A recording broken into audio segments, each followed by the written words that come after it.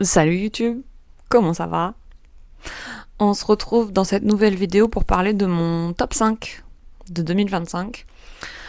Je vous avoue que je suis pas ravie de faire cette vidéo. Au début, je pensais que ça allait être ma vidéo préférée et au final, ça a été assez compliqué en fait parce que en termes de lecture, j'ai pas fait des super lectures en 2025, je me rends compte.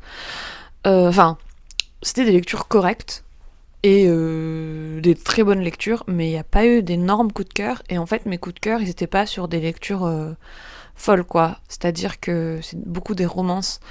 Euh, et donc, j'ai réduit à 5 parce que déjà, j'en avais pas assez pour en faire 10. Et puis, c'était assez redondant. Il y en a 2 là, dans le 2. Et 1, 2, 3, 3.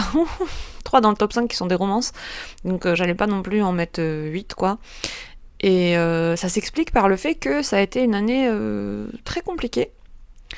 Je vais pas le répéter 1 milliard de fois, mais voilà, j'ai accouché de mon deuxième bébé en début d'année l'année dernière, et du coup, en termes de disponibilité, mon cerveau était pas trop au rendez-vous. Donc c'est vrai qu'en fait j'ai opté pour des lectures assez légères. Donc bref, c'est une longue introduction pour dire que mon top 5 sera pas fou et qu'en fait, ben voilà, j'ai fait un... Il y aura que 5 livres. On commence par... je l'ai lu dans les 6 premiers mois de l'année, je sais plus exactement quand. Je vous avoue que ces 2 lectures, j'en ai pas énormément de souvenirs. Donc c'est pour ça que quand j'ai vu que j'avais mis ça en favori, ça m'a assez surprise. C'est le deuxième livre de la saga de Becky Chambers, un psaume pour les recyclés sauvages, donc une histoire, non, une prière pour les cimes timides, ouais c'est ça, pas une histoire. Je vois, parce qu'il y a écrit histoire de moines et de robots, c'est le titre de la saga, de la duologie. Et celui-là est dans mes coups de cœur et pas le premier, et je crois que c'est un peu étrange parce que j'ai l'impression que souvent chez les gens qui ont lu cette duologie, c'est plutôt le premier qui est dans les coups de cœur. Mais pas pour moi. Moi, j'ai préféré le deuxième. J'avoue que le premier, j'ai un peu traîné. Et en fait, je crois que j'ai préféré le deuxième parce qu'il y a la question de quoi avez-vous besoin. Et je sais pas, peut-être que dans ces échanges qui sont un peu plus concrets, je me suis plus retrouvée que dans le premier, qui est toujours un un conte philosophique, mais c'est un peu plus, je sais pas comment dire, c'est un peu plus philosophique dans le processus de Dex, de partir, de rencontre triomphale et tout ça, que là c'est vraiment plus dans les questions qu'il pose et lui qui se rend compte de la complexité de la question et de la complexité des réponses. Enfin bref. Mon premier coup de cœur de l'année, c'était une prière pour les cimes timides, dont bizarrement je me souviens très peu, mais je pense que c'est parce que j'étais vraiment dans un gros brouillard de postpartum quand je l'ai lu. Mais je l'ai mis en coup de cœur, donc c'est que voilà, c'est qui m'a marqué. Ensuite, le deuxième coup de cœur de l'année, c'est une relecture, c'est le livre Perdu des sortilèges de Deborah Harkness, qui malheureusement que je n'ai pas trouvé dans l'autre édition où il n'y a pas les personnages de série. Je déteste quand ils font ça. Laissez-nous tranquilles avec les séries, les adaptations, là, les mettez pas sur les livres. Pourquoi En fait, c'est horrible parce qu'il y a 4 bouquins. Et sur les 4 bouquins, il y en a 3 où c'est ça, où c'est les personnages de la série. Et il y a un bouquin en plein milieu où c'est l'autre édition, où c'est des dessins. Et en fait, impossible de trouver soit les 4 en dessin, soit les 4 en adaptation. Donc du coup, j'ai dû faire un mix, j'ai dû sacrifier mes tocs de perfection, là. Mais bref, c'est une relecture. En fait, je l'avais lu il y a quelques années de ça en anglais. Plus ou moins au moment où la première saison de la série est sortie, parce qu'en fait, j'ai regardé la première saison de la série. J'ai beaucoup aimé. Et j'avais la flemme d'attendre que les saisons suivantes sortent. Je crois qu'il y a 3 saisons, 2 saisons. Bref, je sais plus. Mais voilà, j'avais la flemme d'attendre. Donc je me suis dit, bah écoute, si la saison 1 correspond au premier livre, on va lire le livre 2 et 3. Et je sais plus si j'ai pas relu le 1 dans la foulée. Mais en tout cas, voilà, j'avais lu la saga en anglais. Et là, bah, clairement, je me suis dit que pourquoi pas me remettre dedans, la lire en français. Voilà, cerveau pas dispo, tout ça, tout ça. Et j'avais envie de la posséder. Je me suis dit, bah tant qu'à faire, autant la posséder en français. Et voilà. Le premier, j'adore parce qu'en fait, ça m'a mis dans le bain de la saga, de la série. C'était un peu nostalgique, doudou, donc j'ai mis un coup de cœur même si c'était une relecture. C'est l'histoire de... Je vous la fais ou pas? Parce qu'en plus je vous en ai parlé... J'en ai pas parlé dans une vidéo où je vous disais ce que je lisais en ce moment. Diana Bishop, donc dans la série c'est la madame là, qui est une sorcière mais qui a un peu renié ses pouvoirs, qui les utilise quasiment pas parce qu'elle en a plus ou moins peur. Qui un jour, c'est une professeure en fait et elle est à l'université, elle fait des recherches et un jour en faisant ses recherches elle tombe sur un manuscrit, elle ignore que c'est le cas mais c'est un manuscrit perdu en fait, c'est Lashmole 782 et en fait quand elle le sort des archives elle déclenche tout un truc où toutes les créatures magiques aux alentours se rendent compte qu'il se passe quelque chose de magique. Parce que oui, c'est un monde où vivent sorciers, vampires et démons qui cohabitent avec les humains mais qui se cachent des humains. Et ils ont des vies tout à fait normales, c'est-à-dire qu'ils évoluent dans la société parmi les humains. Et du coup, parmi les créatures magiques qui sont aux alentours, que ça titille, quoi, il y a ce monsieur Matthew de Clermont, qui est un vampire très charismatique. J'adore l'acteur qu'ils ont choisi. Je le trouve vraiment parfait pour le rôle. Il est pas vraiment beau, mais il a un charme, il a un truc. Enfin bref, on parle pas de la série là. Et évidemment, il va se lier une histoire entre les deux, hein, voilà. On fait pas, je veux dire, ils sont sur la première de couverture, donc forcément, voilà. Et il s'ensuit tout un truc de découvrir pourquoi elle a eu accès à ce manuscrit alors que ça fait des siècles et des siècles qu'il est perdu, que toutes les autres créatures magiques sont à la recherche de ce manuscrit et ont jamais pu mettre la main dessus, et elle qui ne le cherchait pas vraiment pour les mêmes raisons, elle a pu y accéder, et voilà. Et en même temps, elle renoue avec ses pouvoirs de sorcière et tout, et franchement, c'est un univers assez... Bon, après, c'est facile, hein, ça se passe de nos jours dans notre monde, mais je trouve que c'est vachement complexe. Il y a pas mal de relations politiques, d'enjeux politiques, de trucs comme ça. Enfin, vraiment, c'est une histoire assez complexe. C'est pas juste une sorcière, un vampire contre le reste du monde, quoi. Bref, on va s'arrêter là, un coup de cœur. Hop. Ensuite, en troisième, je l'ai pas avec moi. Il est enfin, je l'ai pas avec moi en physique. Il est sur ma Kindle. C'est Just for the Summer de Abby Jiménez. Je vous le représente parce que du coup, il fait partie de mes coups de cœur. Mais, ah oui, du coup, pardon, cette vidéo part en cacahuète, c'est vraiment dans tous les sens, comme dans ma tête, quoi. J'ai pas du tout précisé, il n'y a pas d'ordre de livre numéro 1 coup de cœur, livre numéro 5 coup de cœur, c'est 5 coups de cœur, voilà, c'est tout, c'est un top 5. Vous les mettez dans l'ordre que vous voulez. J'ai aimé les 5 tout pareil. C'est pas un classement 1, 2, 3, 4, 5, c'est top 5. 5, les mêmes, voilà. Pardon, bref, on retourne à Just for the Summer. Donc là, ils nous disent Justin est maudit, et grâce à Reddit, vous savez, c'est ce site où on se perd pendant des heures, tout Internet est au courant. Chaque femme avec laquelle il sort se retrouve à tomber amoureuse après être sortie avec lui de son âme sœur. Donc en gros, il sort avec quelqu'un, il rompt, et la personne que cette femme date ensuite, c'est son âme sœur, et ils se marient, ils finissent happily ever after. Du coup, lui, il explique sa situation sur Reddit, et là, t'as une femme, Emma, donc elle glisse dans ses DM en disant hey, coucou, c'est marrant, il m'arrive la même chose. Et en y réfléchissant, lui, il lui propose de sortir ensemble pour annuler leur malédiction. Comme ça, en fait, quand ils sortent ensemble, ils rompent, ben tous les deux, la personne suivante, ce sera leur âme sœur. En théorie, ça marche comme ça, vu que jusqu'à présent, ça a toujours marché comme ça. Le problème, c'est que Emma, en fait, c'est une infirmière, comment on peut dire ça, nomade. Elle fait des missions tous les X temps où elle part, elle voyage à travers les États-Unis et elle va jamais dans le même hôpital avec une copine à elle. Et en fait, ça tombe un peu mal parce que sa destination, c'était pas du tout là où Justin se trouve. Mais il se trouve que sa meilleure amie, elle accepte de changer de destination et ils partent dans le Minnesota, lieu où se trouve Justin. Et donc, grosso modo, c'est le plot, quoi. Je vous lis pas tout parce qu'après, ça rentre dans des détails, je trouve qu'ils sont pas nécessaires. Et donc, comme le titre l'indique, Just for the Summer, c'est qu'ils sont censés sortir ensemble juste le temps d'un été. parce qu'il y a des règles. En gros, elle lui dit que bah moi, à chaque fois, je date un gars, ça se passe comme ça, comme ça, comme ça. On s'embrasse au bout de la tant xème fois qu'on s'est vu. Je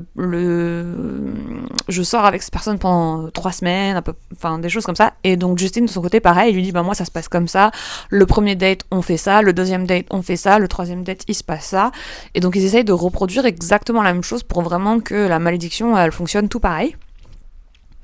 Et c'est censé durer le temps d'un été, mais vous vous doutez bien que ça ne dure pas que le temps d'un été. Mais j'en dis pas plus parce que je veux pas vous ruiner le truc, c'est vraiment, il est génial. Et en fait, c'est un coup de cœur parce que, on va y arriver, en fait, Emma, je me suis énormément retrouvée dans son personnage et dans son histoire de vie et dans ses histoires familiales. Voilà, j'en dis pas plus, si vous le lisez, voilà. Mais en gros, j'étais en mode, bah en fait, c'est marrant, ça pourrait presque être moi. Et du coup, bah forcément, le pathos prend le dessus quand on s'attache autant à un perso qui pourrait être nous. La vie, enfin, ça pourrait être notre vie qui est écrite dans le livre, quoi. Donc c'est forcément, ça joue un rôle. Et puis, bah si on se laisse emporter par cette histoire de malédiction et tout, qui est en soi un peu tiré par les cheveux, mais si vraiment on se laisse prendre par le truc en mode allez, pourquoi pas. La romance est vraiment très bien ficelée, le gars c'est un green flag, non franchement c'est vraiment super, j'ai vraiment passé un excellent moment, j'ai adoré, je pense que potentiellement je pourrais même le relire, alors qu'en général les romances je m'embête pas à les relire, mais, parce qu'il y en a tellement, mais là franchement j'étais surprise, hein, je m'attendais pas à aimer autant, c'était mon premier Abby Jimenez, et ouais, coup de cœur. Ensuite j'ai lu... Je vous ai dit, hein, il y a 3 romances sur 5. Forcément, les 2 premiers, c'était pas les romances, donc les 3 derniers, c'est les romances. L'effet boule de neige. Je dis jamais de qui c'est Clara Hero. Si, les autres, j'ai dit de qui c'était. Des fois, j'oublie de dire de qui c'est, mais voilà. Je suis en retard de 1 ou 2 ans, je crois. Je l'ai vu. Il me semble que je l'ai vu passer l'année dernière, mais c'était peut-être il y a 2 ans, hein, parce que les 2 dernières années sont assez floues pour moi. Toujours est-il que voilà, j'ai quelques années de retard. Et là, bah, pareil, on est sur une histoire d'amour à Noël. Hein, et le dernier, je vous fais pas la surprise, le dernier coup de cœur, c'est aussi une romance de Noël. Donc comme ça, si vous en avez marre des romances de Noël, vous voulez couper la vidéo maintenant, vous pouvez.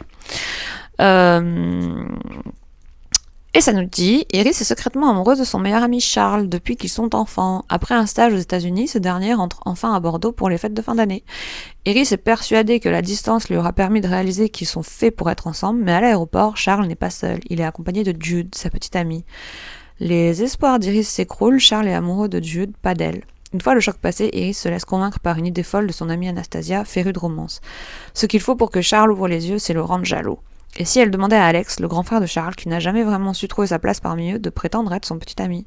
Plus fou encore, et s'il acceptait de se prêter au jeu. Ouais, j'ai adoré, vous voyez, c'est pas beaucoup, j'en ai que 4, mais j'ai annoté des passages, j'ai marqué des passages qui ont beaucoup résonné avec moi, et en fait, cette romance, elle est drôle, la romance, le livre, et c'est très drôle parce qu'en fait, voilà, tout le plot, il tourne autour de Anastasia, qui est complètement fan de romance, et qui connaît genre tous les tropes de la romance, et elle a vend, du coup, Anastasia, c'est la meilleure amie d'Iris, elle a vend de l'histoire, et forcément, Iris lui raconte tout, et elle lui dit, franchement, tu veux rendre Charles jaloux? Moi, je connais le trope parfait. Tu te fais un fake boyfriend, en fait. Et donc, elle est à fond dans ce truc, et elle lui explique qu'il y a des règles, il se passe ci, il se passe ça, machin. Donc, c'est vraiment très drôle. Et puis, l'histoire, c'est qu'en fait, Iris et Charles s'embrassent la veille du départ de Charles, et donc Iris, elle est persuadée que ça veut dire qu'il va se passer quelque chose, mais Charles ne lui en reparle jamais. Et il part pendant 3 ou 4 mois, je crois, un trimestre ou un semestre. Je m'excuse pour cette interruption, nous sommes de retour. C'est mon fils qui se réveille de la sieste, et depuis, il s'est passé quelques heures, et c'est possible que le cadrage ait changé, parce que je sais plus comment était ma caméra, puisque je dois tout enlever, sinon il attrape tout. Et clairement, la luminosité a aussi changé. Mais bon, on va faire avec. Encore que ça va, je trouve que je suis bien exposée en termes de luminosité. J'en étais où ? Oula, on va essayer de finir avant qu'il n'y ait plus de batterie, hein. Oui, je disais, du coup, Charles est parti un semestre ou un trimestre, je sais plus trop, 3 ou 4 mois, je sais plus trop. Il n'a jamais reparlé de cette soirée et ils ont quasiment pas échangé du tout en fait. Il lui a quasiment pas parlé de sa vie aux États-Unis. Bizarrement, Iris, ça lui a pas mis la puce à l'oreille. Elle se disait bon bah voilà, c'est un peu nouveau départ, nouvelle vie pour lui. Il découvre une nouvelle vie là-bas. Il est sûrement super occupé avec ses études, sa vie d'étudiant. Et puis ben on reprendra les choses où on les a laissées quand il revient. Et que nenni, puisqu'il revient avec sa petite amie. Et voilà, et donc Charles a un grand frère qui s'appelle Alex, avec qui Iris est aussi amie depuis qu'ils sont enfants. Et ben Alex, c'est un peu le chat noir de la famille, en tout cas c'est ce qu'on nous fait comprendre. C'est un peu l'incompris, il a pas sa place, c'est un peu le ténébreux, renfermé sur lui-même. Donc en fait ça choque tout le monde quand elle déclare que en fait elle voit elle aussi quelqu'un et que c'est les autres que c'est Alex. Et il en découle de ça évidemment des choses assez des situations assez comiques ou en tout cas des réflexions voilà, il faut qu'ils arrivent à se mettre d'accord sur quelle histoire ils vont raconter. Elle découvre des choses sur lui puisque comme je disais il est assez mystérieux, assez renfermé sur lui-même. Et voilà, c'est très chouette, c'est un développement de personnage Alex, je m'y attendais pas du tout, on voit pas du tout venir, je trouve en tout cas qu'on voit pas du tout venir les secrets qui sont dévoilés, tout ça, donc coup de cœur. Et le dernier, qui est aussi sur ma liseuse, et dont j'ai parlé il y a pas si longtemps. Bon, et ben comme vous pouvez le constater à ma tenue, il s'est passé plusieurs heures et une nuit depuis la dernière fois que j'ai filmé. J'ai pas pu finir la vidéo hier, impossible. Mais regardez, j'ai genre le pull parfait. Avec les copines du club de lecture, on a décidé de plus ou moins toutes, je crois, se l'acheter. Donc on est en mode, on va le mettre à chaque rencontre, tant qu'il fait froid, évidemment. Du coup, j'en étais où hier ? C'est con parce que la batterie a coupé genre juste avant la fin de la vidéo. J'avais fini. Il me restait, je sais pas, 5 minutes en gros. Et j'avais fini. Je vous parlais de Love Light Farms, qui était mon dernier coup de cœur de l'année. Enfin, j'allais vous en parler. Et je disais que si vous me suivez sur Instagram, j'en ai déjà parlé, puisque ça faisait partie de... Est-ce que j'en ai... Oui, j'en ai parlé, parce que ça faisait partie des lectures de décembre, donc j'ai fait le récap. Je sais pas quand il est sorti en français, par contre, mais toujours est-il que je l'ai découvert cette année, enfin en 2025, quoi. Et j'ai adoré, c'était vraiment un roman, une romance de Noël doudou. Et en gros, c'est Stella qui décide de racheter une ferme de sapins. Et financièrement, c'est un peu la galère. Et sur les réseaux sociaux, en fait, elle tombe sur un concours. Une influenceuse qui propose à des entreprises, des business comme celui de Stella, quoi, des gens comme ça qui veulent mettre en avant ce qu'ils font, leur histoire et tout, de participer à un concours. Et s'ils remportent ce concours, enfin en gros déjà, elle sélectionne les gens chez qui les entreprises, les histoires chez qui elle va aller, ce qui fait que ça les met un peu en avant sur les réseaux, et après en gros s'ils gagnent le concours, ils gagnent un gros chèque. Donc elle mise vraiment tout sur ça, parce que c'est de la galère. En fait elle se paye plus, elle bouffe que des ramen depuis plusieurs mois pour pouvoir payer ses employés. Et en fait en participant au concours, elle s'est un peu laissée emporter. Il y avait une case à cocher, en gros, si on est seul, en couple et tout. Et elle a mis en couple parce que dans sa tête, elle s'était dit que ça vendrait mieux, en fait, si elle romantisait son histoire d'entreprise, et qu'en fait, elle créait une histoire autour du fait que c'était elle et son chéri qui avaient racheté la ferme, et que, voilà, ils voulaient en faire un truc un peu romance de Noël, justement. Et donc elle finit par demander à son meilleur ami s'il veut bien jouer le jeu d'être son faux petit ami, donc c'est un fake boyfriend trope. Et lui il accepte, et elle est trop surprise au début, Elle pensait vraiment pas qu'il allait dire oui. Je veux pas spoiler, c'est pour ça que je regarde juste si c'est écrit dans le résumé. Non, c'est pas écrit. Et bon, vous vous en doutez quoi, c'est une romance de Noël doudou, tout se passe bien, c'est un happy ending, donc ça fait fake boyfriend jusqu'à ce qu'elle devienne du real boyfriend. Et voilà, c'est doudou, c'est adorable, j'ai adoré. Le gars, c'est un green flag en puissance. Il est vraiment génial. Je vois qu'il est pas super bien noté sur Goodreads. Il est à 3,6. Enfin, pas super bien. C'est une bonne note, mais je pensais qu'il serait un peu mieux noté. Bref, toujours est-il que c'est tout pour moi, pour mes coups de cœur de l'année 2025. Je vous avoue que, comme je disais en début de vidéo, je suis un peu déçue. Puisque c'est pas la folie, quoi. Je trouve que c'est pas des super lectures. Je les ai adorées, elles m'ont fait très chaud au cœur, elles m'ont fait grave du bien, surtout qu'en ce moment c'est pas ouf dans ma vie. Donc moi vraiment, c'est vraiment des coups de cœur, des gros coups de cœur, mais j'ai bien conscience que c'est pas des histoires... voilà quoi, c'est pas des trucs qui vont me hanter, auxquels je vais repenser tout le temps, en mode ça a changé ma vie de lire ces livres. Mais il en faut pour tous les goûts, et je trouve qu'un coup de cœur c'est un coup de cœur, peu importe le type de lecture. C'est juste que j'ai bien conscience que sur les réseaux, c'est pas si intéressant quand c'est pas original. Mais bon, voilà, je suis honnête. Je peux pas inventer des coups de cœur que j'ai pas eu. Et je voulais quand même faire une mention spéciale. Bougez pas. J'essaye de le récupérer sans tout faire tomber. Hop là. Je me réinstalle. Ça craque.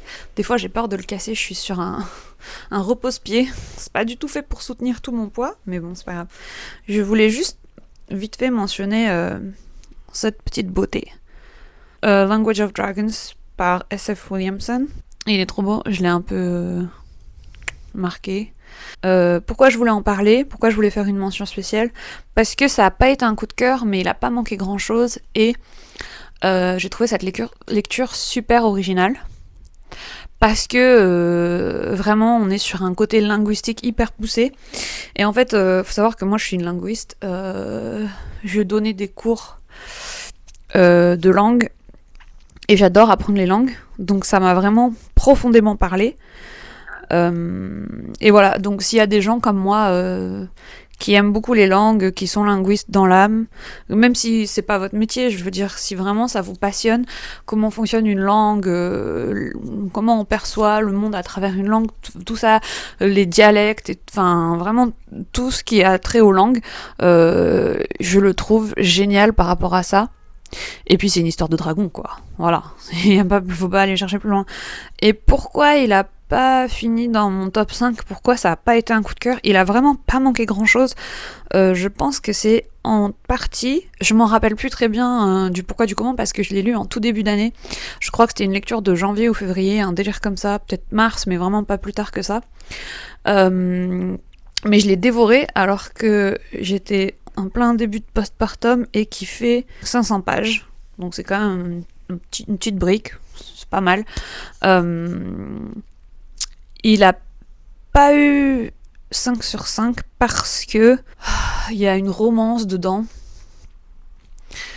que je trouve complètement inutile, qui n'apporte rien à l'histoire, mais vraiment, je l'ai déjà dit plein de fois dans la vidéo précédente, j'achète les romances, je suis à 100% pour les romances dans la fantasy, les romantaisies, j'adore. Ceci n'est pas une romantaisie, c'est vraiment juste de la fantasy. Pourquoi y glisser une petite romance comme ça qui en plus n'apporte rien à l'histoire? Mais vraiment, c'est un truc pire que secondaire, vraiment tertiaire, si c'est pas plus que tertiaire. C'est au 5e plan le truc. Et ça n'apporte rien à l'intrigue, quoi. Vraiment, niette. Je veux dire, je réfléchis à potentiellement, parce que ça peut influencer la perso principale dans ses décisions, c'est quoi son nom? C'est Vivienne. Mais même encore que non, parce que si ça avait été juste une amitié forte, ça aurait suffi, quoi. Je veux dire, je sais pas, ça m'a laissé perplexe. La fin, il me semble que je me suis dit, punaise, il reste pas beaucoup de pages et c'est censé finir là. La fin était un peu très rapide, quoi. Il commence à se bouger pour s'en sortir et ça se passe hyper vite. Je crois que c'était ça dans mes souvenirs. Et ça laisse entrevoir qu'il y a un tome 2, Mais je sais pas, faudrait que je cherche, j'ai jamais cherché s'il y avait un tome 2. Et c'est ça qui me laisse un peu perplexe aussi, c'est que la fin, elle est en mode est-ce fini? Est-ce que ce n'est pas fini? Et en fait, si on n'est pas sur une saga ou une duologie, c'est une fin un peu nulle, quoi. Je veux dire, moi j'aurais voulu, si c'est un tome unique, que ce soit vraiment une vraie fin. Donc faut que je regarde. Mais du coup, ça aussi, ça m'a un peu mise en mode ok, que se passe-t-il? Voilà, ce qui est dommage, mais vraiment, vous aimez les dragons, vous aimez tout ce qui touche au langage, allez-y. Après, c'est un young adulte, je crois. En tout cas, dans ma librairie, il était rangé en young adulte. C'est quand même écrit assez gros. Il y a des belles marges, un bel espace, donc ouais, young adulte. Mais très bon young adulte, presque un coup de cœur. Très dommage. J'étais un peu déçue que ce soit pas un coup de cœur, je vous avoue. Et voilà, on a fini. Sur ce, je vais aller décéder sur mon canapé. Beau programme pour ce matin.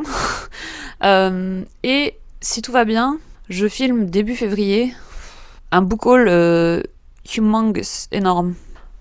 Ouais, non j'exagère. Mais il est sympa. Un bon book haul. Voilà, c'est tout pour moi. Allez, salut YouTube. Bonne lecture. À la prochaine.